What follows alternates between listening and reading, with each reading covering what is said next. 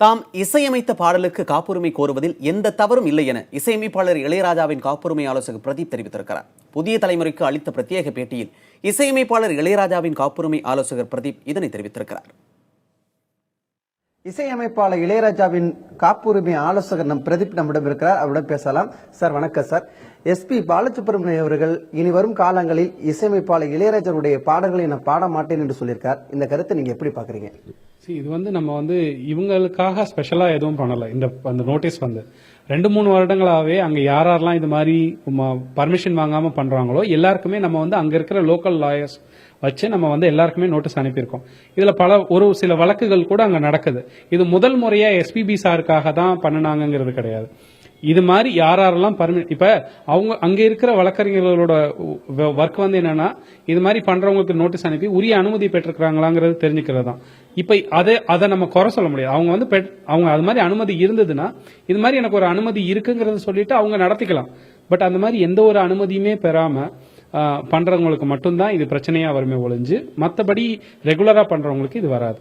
இப்போ அவர் என்ன SP பாலசுப்ரமணியம் என்ன சொல்றாருன்னா, நான் இலங்கையில பாடிருக்கேன், சிங்கப்பூர், மலேசியா மற்ற எல்லா நாடுகளையும் பாடிருக்கேன், அமெரிக்காவில் பாடும்போது மட்டும்தான் இளையராஜா இப்படி ஒரு கேள்வி எழுப்புகிறார் அப்படின்னு சொல்லியிருக்காரு. இதை எப்படி பாக்குறீங்க? நாங்க 2 வருஷம் ஆச்சு லாயர் பிக்ஸ் பண்ணி. இப்ப இதுக்கு முன்னாடி உள்ள வழக்குகள்லாம் நம்ம குறிப்பிடலாம். இப்படி சொன்னாங்கன்னா அதாவது இவங்களுக்காக இல்ல, நான் அதை தான் திரும்பி சொல்ல வரேன். அமெரிக்கால லா ஸ்ட்ராங்கா இருக்கு. அங்க மற்ற நாடுகளை போல ஒரு எளிதா பண்ண முடியாது. எதுவுமே நீங்க அங்க வேற ஒருவரோட ப்ராப்பர்ட்டியை நீங்க எதுவுமே யூஸ் பண்ண முடியாது. அது ஆல்பமா இருந்தா கூட வேற ஆல்பத்தை ஒரு இங்கிலீஷ் மூவி சாங்கோட ஆல்பத்தை ஏதாவது யூஸ் பண்ணணும்னா முறைப்படி அனுமதி பெறணும். அப்படி நீங்க அனுமதி பெறலைன்னா அங்க இருக்கிற லா பிரகாரம் நீங்க நிறைய டேமேஜஸ் பே பண்ணணும். ஸோ அதனால அங்க யாருமே தவறுதலா பயன்படுத்தல. ஸோ அந்த மாதிரி ஒரு நாட்டில் நம்ம ஒரு லீகலைஸ்டா பண்ணணும்னு நினைக்கிறது முறையான விஷயம்தான். சோ இதை நம்ம குறை சொல்ல முடியாது. இத்தனை வருடங்களுக்கு பிறகு ஏன் இது போன்ற ஒரு கேள்வி நீங்க எழுப்புறீங்க? இத்தனை வருடங்களா உங்களுக்கு நிறைய நல்ல பாடல்கள் கிடைச்சது. அதுக்குண்டான ஒரு எந்த இதையுமே அவர் யோசிச்சதே கிடையாது. அதாவது காலையில இருந்து நைட் வரைக்கும் இந்த பாடல்கள் உருவாக்குறதுல மட்டும்தான் அவங்களோட இது இருந்தது ஒழிஞ்சு மற்றபடி இந்த காப்பிரைட் விஷயங்கள்ல அவங்க கான்சென்ட்ரேட்டே பண்ணல. இப்ப சமீப காலங்கள்ல அதனூடான வளர்ச்சி இந்த விஷயங்களை திரும்பி பார்க்க வைக்குது. அப்ப நம்ம அதை பாதுகாத்துக்கணும், நம்மளோட உரிமையை நம்ம பாதுகாத்துக்கணுங்கிறது தப்பு கிடையாது.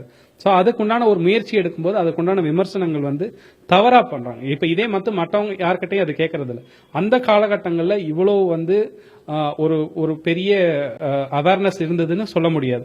இவ்வளவு தூரம் வளர்ச்சி இல்லை. அங்க கேட்டாங்க, கேசட் லெவல்ல இருந்தது, CD போச்சு, ரெக்கார்ட்ஸ் இருந்ததுக்கு முன்னாடி இப்படிதான் இருந்தது. இப்ப எல்லா வழிகள்லயுமே யூட்டிலைஸ் பண்றாங்க.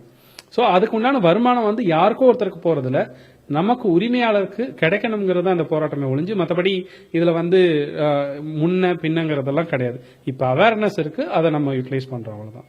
நம்ம பேரை சொல்லி அவங்க சம்பாதிக்கிறாங்க, அவ்வளவுதான். கிராமப்புறங்களில் தொடர்ந்து இது போன்ற இசை கட்சிகள் நடைபெறுகிறது. அவரிடம் கேட்கக்கூடிய ஒரு கேள்வி இருக்கிறது. ஏன்னா இது போன்ற நிகழ்ச்சிகள் பங்கேற்கும் போது அவங்களுடைய அவங்களும் அனுமதி பெற்றுதான் பாடக்கூடிய ஒரு சூழல் வருமா? அவங்களுடைய வாழ்க்கை திறன் பாதிக்கக்கூடிய ஒரு சூழல் இருக்கிறது. இது மாதிரி நாங்க யார்கிட்டயுமே போல. எங்களுக்கு தெரியும் யார் சம்பாதிக்கிறாங்க, யார் ஏழ்மையில அது ஒரு சர்வைவலுக்காக பண்றாங்கிறது எங்களுக்கு நல்லா தெரியும். அவங்க கிட்ட கேட்க கூடாதுங்கிறது ராஜா அண்ணனோட ஒரு பெரிய இது, ராஜா சாரோட ஒரு இது கூட. அவங்க கேட்க கூடாது. அவங்க கிட்ட நம்ம என்னைக்குமே போக.